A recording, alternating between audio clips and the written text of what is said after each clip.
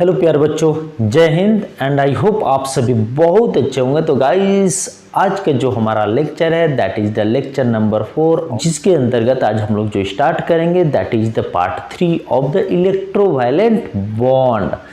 Clear है? तो guys, हम लोगों ने ऑलरेडी जो इलेक्ट्रोवायलेंट बॉन्ड था उसमें हम लोगों ने part 1 and part 2 already cover कर चुके हैं, जिसके अंतर्गत हम लोगों ने देखा था तो क्या होता है आयोनिक बॉन्ड और इस जो नेसेसरी जो कंडीशंस हैं for formation of ionic bond, तो हम लोगों ने बहुत ही डिटेल में इसे पढ़ चुके हैं। कहाँ पे? पार्ट 1 एंड पार्ट 2 में। क्लियर है? तो जो बच्चे अभी तक इस वीडियो को नहीं देखे हैं तो प्लीज़ आप जाएँ यूट्यूब पे सर्च करें chemical bonding by atomic moments by UKM, then and you will get all related video of the chemical bonding. Okay, so guys, आज का जो हमारा लेक्चर है उस लेक्चर में हम लोग फिर से डिस्कस करने जा रहे हैं, क्योंकि अभी हमारा जो आयनिक बॉन्ड है वो कंप्लीट नहीं हुआ है। क्लियर है? तो इस जो लेक्चर में पार्ट 3 है उसमें हम लोग बातें करेंगे इलेक्ट्रोवायलेंट बॉन्ड के। तो इसमें हम लोग बेसिकली जो बातें करेंगे वो बातें करेंगे nature of ionic bond, and then second one we will discuss about the characteristics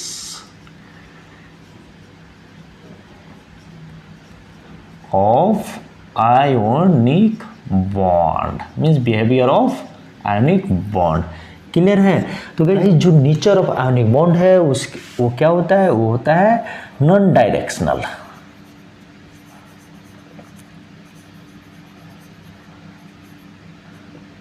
clear है? तो जो गाइज नॉन डायरेक्शन का मतलब क्या है कि इसका या तो कोई डायरेक्शन है ही नहीं या इसके डायरेक्शन के बारे में हम बता ही नहीं सकते। तो क्यों नहीं बता सकते? क्योंकि जो आयोनिक बॉन्ड है वो किससे मिलकर बना होता है? कैटायंस एंड अनायंस से मिलकर बना होता है। तो ये जो कैटायंस और जो अनायंस हैं ये दोनों को जो कंसीडर किया जाता है वो क्या कंसीडर किया जाता है? कंसीडर किया जाता है as a charged sphere. Clear है? तो मान के चलो यहाँ पे आप देख लो कि ये कैटायन है and this one is the अनायन। Clear है? तो गाइस, यहाँ पे क्या है कि इसे हम लोगों ने क्या माना? इसे हम लोगों ने माना कि this one is the charged sphere, हम लोगों ने माना।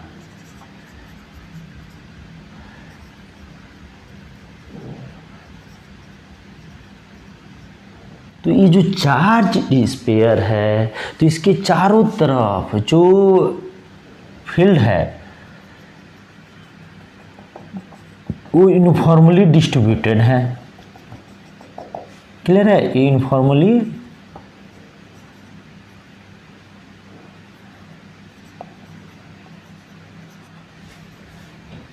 डिस्ट्रीब्यूटेड है फील्ड ऑफ फोर्स।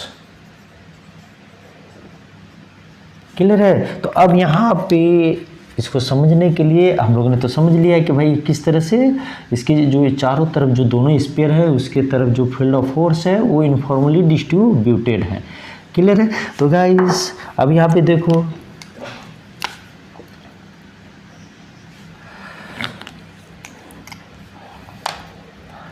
अब ऐसे समझो, ये देखो एक ए है, यहाँ से देखो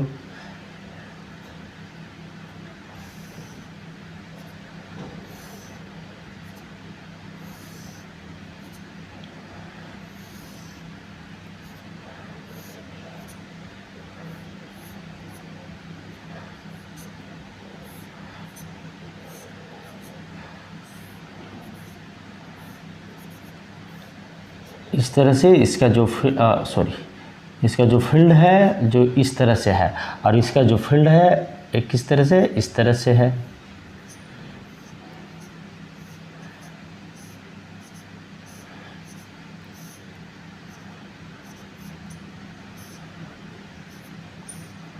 इस तरह से है। क्लियर है? तो इस केस में हम देख सकते हैं कि इसे हम चार्ज स्फीयर मान रहे हैं और जो कि फील्ड ऑफ फोर्स है वो यूनिफॉर्मली डिस्ट्रीब्यूटेड है। तो यहाँ पे बहुत डिफरेंट स्लॉट है, यहाँ से भी वो जो कटायन के साथ है वो बॉन्ड बना सकता है, यहाँ से भी बना सकता है, यहाँ से भी बना सकता है, यहाँ से भी बना सकता है, और यहाँ से भी बना सकता है, और यहाँ से भी बना सकता है, और यहाँ से भी बना सकते हैं। तो इसका मतलब क्या हुआ कि हम इसके डायरेक्शन के बारे में नहीं बता सकते। क्लियर है? तो अगर हम इसको थ्री डायमेंशनल अगर माने तो हम देखेंगे कि ये एक स्पेयर है, तो यहाँ से भी बॉन्ड बना रहा है, फिर यहाँ से भी बॉन्ड बना रहा है, यहाँ से भी बॉन्ड बना रहा है, और यहाँ से भी बॉन्ड बना रहा है। तो इसीलिए it is very tough to say about the direction of ionic bond. Clear है? तो यहाँ पे देखो, यहाँ पे बहुत डिफरेंट स्लॉट है। क्यों स्लॉट है डिफरेंट? क्योंकि यहाँ पे इनफॉर्मली डिस्ट्रीब्यूटेड जो फील्ड ऑफ फोर्स है, इसीलिए इसका हम डायरेक्शन के बारे में we can't predict about the direction of ionic bonds. और ये जो आयोनिक बॉन्ड का को हम डायरेक्शन को प्रेडिक्ट नहीं कर सकते, इसीलिए चूँकि ये नॉन डायरेक्शनल होता है, इसीलिए इसके आइसोमेरिज्म नहीं होते हैं। जो आयोनिक जो कंपाउंड्स होते हैं गाइस, तो उसके जो आइसोमेरिज्म होते हैं वो नहीं बनते हैं, क्योंकि नॉन डायरेक्शनल है। क्लियर है? हाँ, यहाँ पे एक चीज़ और हम यहाँ पे केयर कर सकते हैं कि यहाँ पे देखो, यहाँ पे भी एक बॉन्ड बना रहा है, यहाँ भी बॉन्ड बना रहा है, यहाँ भी बॉन्ड बना रहा है, यहाँ भी बॉन्ड बना रहा है, यहाँ भी बॉन्ड बना रहा है। तो इस तरह से हम देख सकते हैं कि एक ions will combine with many positively ions. तो इसका मतलब क्या हुआ? इसका मतलब हुआ कि यहाँ पे जो आयंस हैं, अगर हम कटायंस की बातें कर रहे हैं तो उसके पास बहुत डिफरेंट स्लॉट्स हैं, वहाँ पे वो कंबाइन कर सकता है। बट वो हम लोगों ने तो देख रहा है, ये तो भाई हम लोगों ने तो ये तो देख रहा है कि यहाँ पे भाई ये कंबाइन कर सकता है, बट ये फिजिकली जितना होल्ड कर पाएगा हम उतना ही कंबाइन कर सकते हैं। क्लियर है? तो इसीलिए जब आप NaCl का जब स्ट्रक्चर देखोगे गाइस, तो NaCl का अगर मैं इसको कटायन मान लूँ, तो हर एक NaCl अगर 3 डायमेंशनल स्पेस में मान के चलो, यहाँ पे 6 क्लोरीन इधर भी है, इधर भी है, और अंदर साइड में भी है, इस तरह से 6 क्लोरीन, मतलब जो एटम है उससे वो क्या बोलते हैं, उससे वो घिरा हुआ होता है। क्लियर है? तो उसी प्रकार जो क्लोरीन है वो भी क्या करता है, वो भी 6Na सोडियम जो आयन है, सोडियम जो कटायन है, उससे वो घिरा होता है। तो क्लियर है? तो ये डिपेंड करता है कि भाई ये जो आयंस है, आयंस का साइज कितना है। क्लियर है? तो इसीलिए इसे बोला जाता है नॉन डायरेक्शनल। क्लियर है? तो आई थिंक ये पॉइंट आपको क्लियर हुआ होगा, जो नेचर ऑफ आयोनिक बॉन्ड है। क्लियर है? तो चलो अब हम लोग इसके कैरेक्टरिस्टिक्स पे आ जाते हैं कि कैरेक्टरिस्टिक्स ऑफ आयोनिक बॉन्ड। क्योंकि जो कैरेक्टरिस्टिक्स ऑफ आयोनिक बॉन्ड है वो नेचर ऑफ आयोनिक बॉन्ड पे बहुत डिपेंड करता है। क्लियर है? तो nature of ionic bond is the cause and the characteristics of ionic bond is the result of that. Clear है? अब यहाँ पे हम लोग देखते हैं, चलो यहाँ से फिर से मैं लिखता हूँ।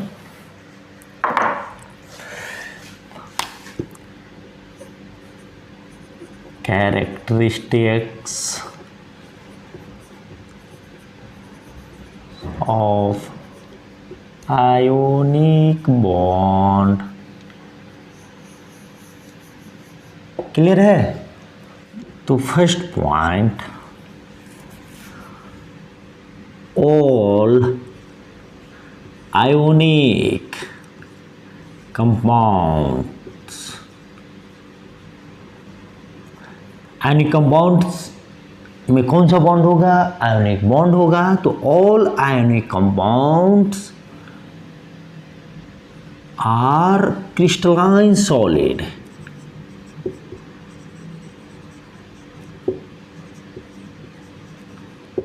and composed of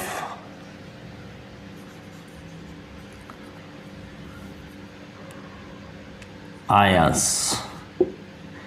even in solid state।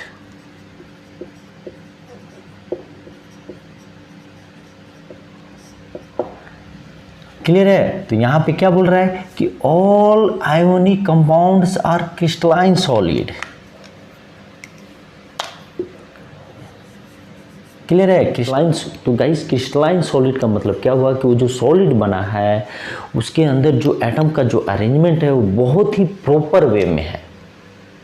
Clear है? तो हम लोग जब सॉलिड स्टेट पढ़ेंगे गाइस तो वहाँ पे हम लोग ये सारे पॉइंट को बहुत अच्छे से डिस्कस करेंगे। तो चलो अब हम लोग आ जाते हैं सेकेंड पॉइंट पे। तो second point is having high boiling and melting point. Clear है? अब यहाँ पे देखो high boiling and melting point. Boiling point क्या होता है? जहाँ से गैस फेज में कन्वर्ट होता है, ठीक है। अब मेल्टिंग पॉइंट जहाँ से वो मेल्ट होकर वो लिक्विड फॉर्म में कन्वर्ट होता है, if you are talking about the solid. Clear है? तो यहाँ पे बॉइलिंग क्या है? High boiling and melting point. तो ऐसा क्यों होता है? ऐसा इसलिए होता है कि जो आयोनिक बॉन्ड है वो किस किस से मिलकर बनता है? एक पॉजिटिवली चार्ज आयन और एक नेगेटिवली चार्ज आयन के बीच से मिलकर होता है। इनके बीच का जो फोर्स ऑफ अट्रैक्शन होता है गाइस वो बहुत ही स्ट्रॉन्ग होता है। क्लियर है? तो ये जो फोर्स ऑफ अट्रैक्शन है बहुत ही ज़्यादा स्ट्रॉन्ग होता है, जिसकी वजह से इनका जो मेल्टिंग पॉइंट है, इनका जो बॉइलिंग पॉइंट है, मीन्स अगर हम अनदर वे में बोले कि उस बॉन्ड को ब्रेक करना बहुत ही टफ होता है। तो इसीलिए क्या बोलते हैं इसको? High boiling point and melting point होता है। क्लियर है? अब चलो हम लोग देख लेते हैं third point. Third point is the having high density stability and low volatility.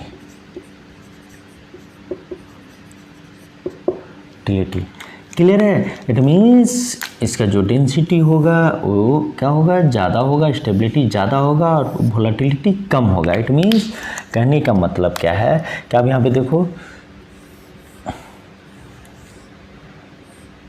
ये है, ये है, ये है, ये है, ये है, ये है, ये है, ये है, ये है, ये है, ये है, ये है, ये है, इस तरह का एक स्ट्रक्चर है। तो आप यहाँ पे देखो, यहाँ पे जितने भी जो ये एटम्स हैं या जितने भी जो आयन्स हैं कितने दूर दूर हैं। क्लियर है? आयोनिक बॉन्ड की बातें करें या कंपाउंड की बातें करें तो मतलब इतना ही जो एटम्स हैं, इतना ही या जो आयन्स हैं उनको एकोमोडेट करने के लिए कम वॉल्यूम की ज़रूरत पड़ेगी। क्यों? क्योंकि इनके बीच का जो फोर्स ऑफ अट्रैक्शन है वो बहुत ही ज़्यादा हाई है, जिसकी वजह से इनके बीच का जो वॉइड स्पेस है वो बहुत ही कम होता है, क्योंकि एक दूसरे को बहुत टाइटली एक दूसरे को कंबाइन करते हैं। क्लियर है? तो इसलिए इसका जो डेंसिटी है क्या होगा? हाई होगा। क्यों? Density equal to mass by volume. तो वॉल्यूम कम, अब mass is same, then density will be high. Clear है? अब यहाँ पे आ जाओ स्टेबिलिटी। तो स्टेबिलिटी सिंपल सी बात है। क्यों? क्योंकि जो आयंस जो बना रहे हैं, आयंस कब बन रहे हैं? क्योंकि वो ऑलरेडी जो नोबल गैस कन्फिग्रेशन है उसको उन्होंने अचीव कर रहा है। कैसे? उन्होंने एनर्जी रिलीज करा है, किस फॉर्म में? लैटिस एनर्जी के फॉर्म में। तो इसलिए ये ऑलरेडी किस स्टेट में? लोवेस्ट या लेसर एनर्जी स्टेट में है। तो इसलिए यहाँ पे क्या होंगे? इनका स्टेबिलिटी क्या है? इनका स्टेबिलिटी हाई होगा। ये मैंने ऑलरेडी डिस्कस किया। लो वोलाटिलिटी, तो लो वोलाटिलिटी क्या है? क्योंकि यहाँ पे जो आयंस हैं वो एक दूसरे को बहुत अच्छे से पकड़े हुए हैं। क्लियर है? With the help of force of attraction, that is the very very strong force. Clear है? जिसकी वजह से उनका जो वोलाटिलिटी है वो बहुत ही कम है। क्लियर है? तो ये रहा हमारा थर्ड पॉइंट। नाउ तो this one is the third point and now will go for the fourth point. Clear है? फोर्थ पॉइंट देखते हैं गाइस कि फोर्थ पॉइंट क्या होता है। तो fourth point is these are highly soluble in polar solvent। Clear है? तो polar solvent means just like water. Clear है? क्योंकि जो वाटर होता है उसका जो डाइलेक्ट्रिक कांस्टेंट होता है वो कितना होता है?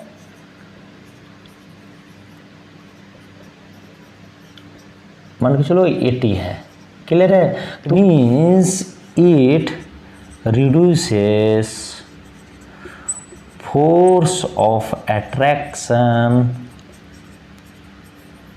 Bye 1/80 times. तो आप सोच सकते हो कि अगर दोनों के बीच का जो बॉन्ड था, जो पोलर जो सॉल्वेंट है जस्ट लाइक वाटर, उसमें जैसे ही हमने आयोनिक कंपाउंड को डाला तो उनके बीच का जो फोर्स ऑफ अट्रैक्शन है, जो डाइलेक्ट्रिक कांस्टेंट जिसका जितना होगा उसका जो रेसिप्रोकल टाइम्स क्या करेगा, उतना वो रिड्यूस कर देगा। इसीलिए बहुत ही इजी वे में जो पोलर कंपाउंड होते हैं, जो पोलर सॉल्वेंट होते हैं, उसमें आयोनिक कंपाउंड क्या होते हैं गाइस, उसमें आयोनिक कंपाउंड बहुत अच्छे से डिजॉल्व हो जाते हैं। क्लियर है? तो इसीलिए इसे बोला गया कि these are the highly soluble in polar solvent but not in non polar solvent.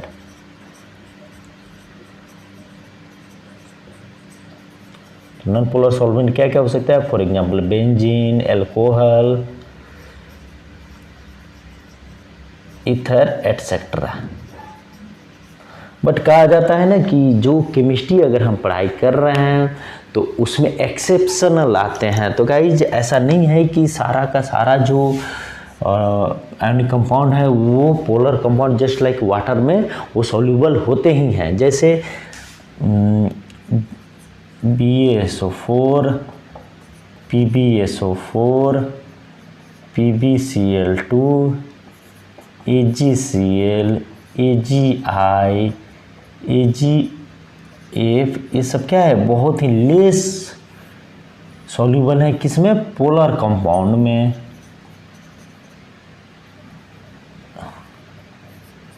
Less soluble in polar compound. तो प्लीज ऐसा नहीं है कि जितने भी जो आयनिक कंपाउंड हैं वो वाटर में सॉल्युबल होते ही हैं। हाँ, मैक्सिमम जो आयनिक कंपाउंड होते हैं वो कहाँ पे सॉल्युबल होते हैं? वो पोलर कंपाउंड में सॉल्युबल होते हैं। और कहाँ पे बहुत कम सॉल्युबल होते हैं? नॉन पोलर कंपाउंड में वो सॉल्युबल होते हैं। क्लियर है? तो आई थिंक ये फोर्थ पॉइंट भी आपको क्लियर होंगे। तो चलो अब हम लोग देखते हैं पॉइंट नंबर 5 और इसको बहुत अच्छे से समझते हैं कि भाई जो इसका जो कैरेक्टरिस्टिक्स है वो क्या क्या है, तब जाकर हम जो आयोनिक कंपाउंड है, आयोनिक जो बॉन्ड है, हम उसको फिल कर पाएंगे। क्लियर है? तो point number 5 is the in molten state. ये क्या होते हैं? A good conductor of electricity. Clear है? तो यहाँ पे गुड कंडक्टर ऑफ इलेक्ट्रिसिटी क्यों होता है? क्योंकि जो फोर्स ऑफ अट्रैक्शन होता है मोल्टेन स्टेट में क्या हो जाता है? कट ऑफ हो जाता है, जिसके वजह से ये जो फ्री आयंस हैं यहाँ पे, ये फ्री आयंस क्या काम करते हैं? इलेक्ट्रिक करंट जो है उसका एक कैरियर का काम करते हैं। क्लियर है? इसलिए जो आयोनिक कंपाउंड होता है वो क्या होता है? अगर वो उनका सॉल्यूशन अगर पोलर सॉल्वेंट में है या वो अगर मोल्टेन स्टेट में है तो वहाँ पे क्या होता है? ये इलेक्ट्रिसिटी का एक गुड कंडक्टर होते हैं। क्लियर है? तो this one is the 5th point and now will go for the 6th point.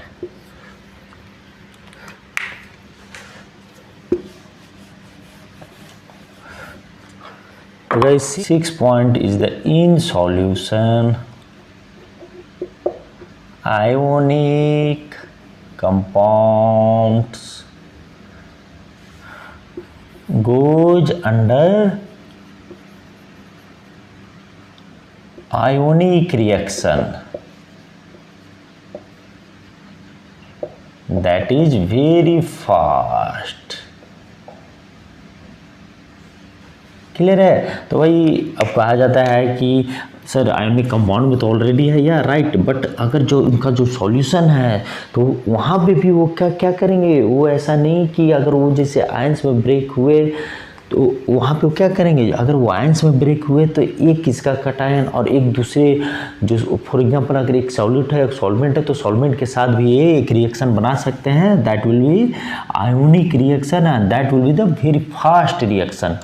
Clear है।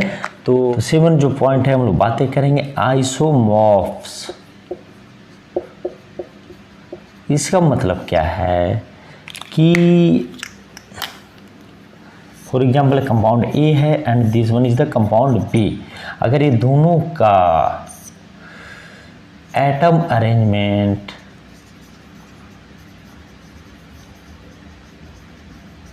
एंड जियोमेट्री अगर दोनों बोथ विल बी सेम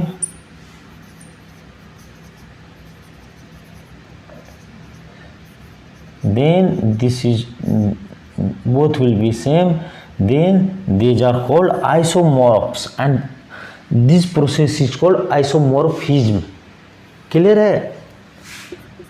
तो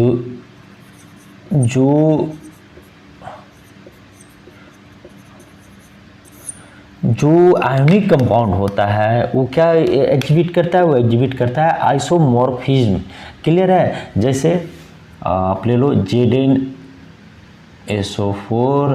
7H2O and FeSO4 7H2O।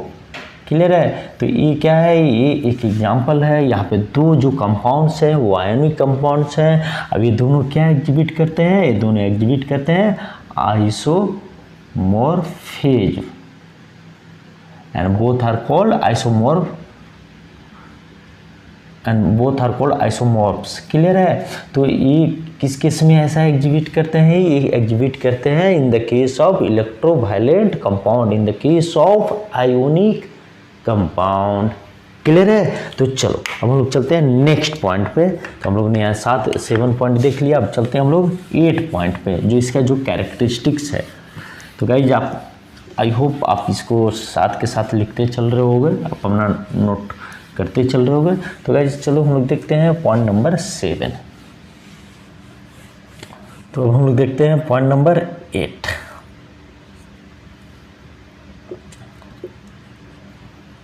These are high and brittle।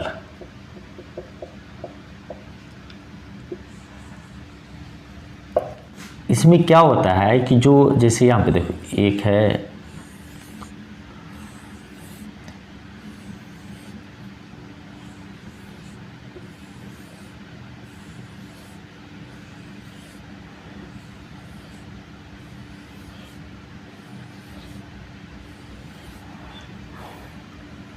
एक और बना लो। अब यहाँ देखो cation अनायन cation अनायन अनायन cation अनायन cation cation अनायन cation अनायन अनायन cation अनायन cation. Clear है। तो ये जो कटायन और अनायन है ये क्या होते हैं, ये अल्टरनेटली एक दूसरे के साथ क्या करते हैं, ये इंटरलॉक्ड होते हैं।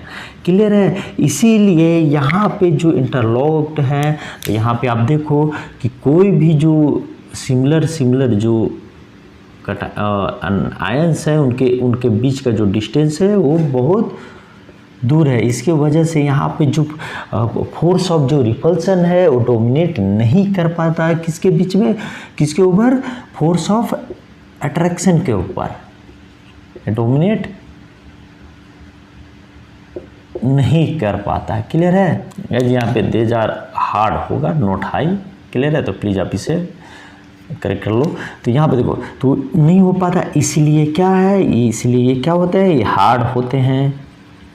क्लियर है। बट जैसे ही हम इस पे कोई शियर फोर्स अप्लाई करते हैं तो क्या होता है, जैसे ही हम अगर शियर फोर्स अप्लाई करते हैं तो जो सिमिलर जो चार्ज के जो आयन्स है वो एक दूसरे के बहुत पास आ जाते हैं। जैसे यहाँ पे देखो,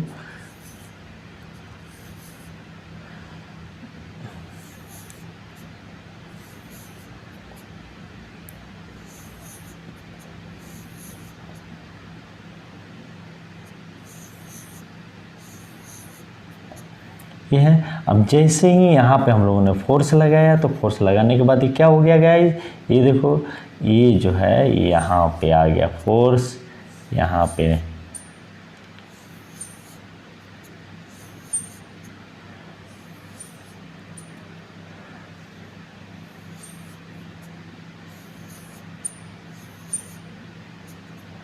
तो क्या होगा, यहाँ पे देखो ये दोनों आपस में सिमिलर चार्जेज एक जगह हो गए, सिमिलर चार्जेज एक जगह हो गए, सिमिलर चार्जेज एक जगह हो गए। तो इस केस में क्या होगा, जो फोर्स ऑफ जो रिपल्सन है वो क्या हो जाएगा,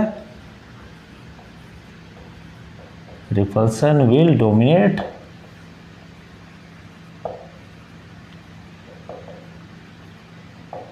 फोर्स ऑफ अट्रैक्शन।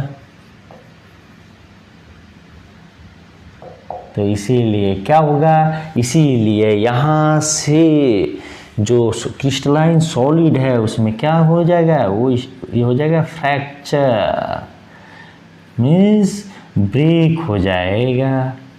तो इसीलिए यहाँ पे क्या होगा, जैसे ही हम with the help of shear force जब हम अप्लाई करते हैं तो क्या करता है शियर फोर्स, शियर फोर्स